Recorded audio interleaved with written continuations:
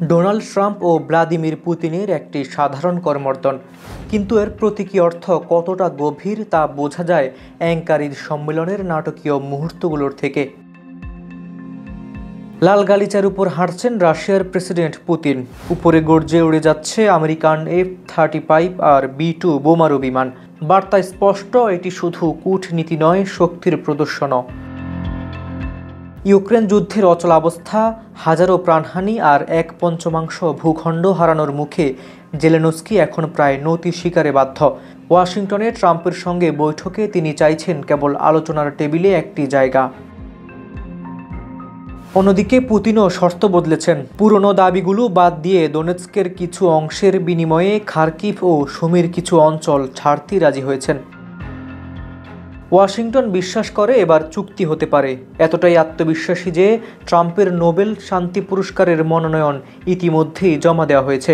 কিন্তু যুদ্ধ শুধু সেনা আর সীমান্তে সীমাবদ্ধ নয়, ড্রোন হামলায় নারী ও শিশুর মৃত্যু এখন ইউক্রেনের দৈনন্দিন বাস্তবতা। একটি প্রক্সি যুদ্ধের রণক্ষেত্রে পরিণত হয়েছে দেশটি। ন্যাটো চায় সময় নিজেদের সামরিক শক্তি গড়ে তুলতে, এবং রাশিয়াকে দুর্বল করতে ইউক্রেনকে করছে ফ্রন্টলাইন। এদিকে রাশিয়া আরও বেশি নির্ভরশীল হয়ে পড়েছে চীনের উপর। আলাস্কা প্রক্রিয়া বা ট্রাম্প পুতিন শান্তি আলোচনা শুধু ইউক্রেন নয়, এর প্রভাব পড়বে ভারত পাকিস্তান সম্পর্ক থেকে শুরু করে বৈশ্বিক জ্বালানি বাজার পর্যন্ত। ভারতের জন্য এর মানে বিশেষ কিছু।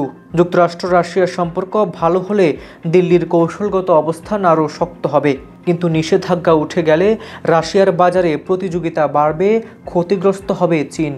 এখন প্রশ্ন ইউরোপের জন্য, তারা কি শুধু দর্শক হয়ে থাকবে, নাকি সত্যি একটি নতুন নিরাপদ ইউক্রেন গড়ে তোলার জন্য এগিয়ে আসবে?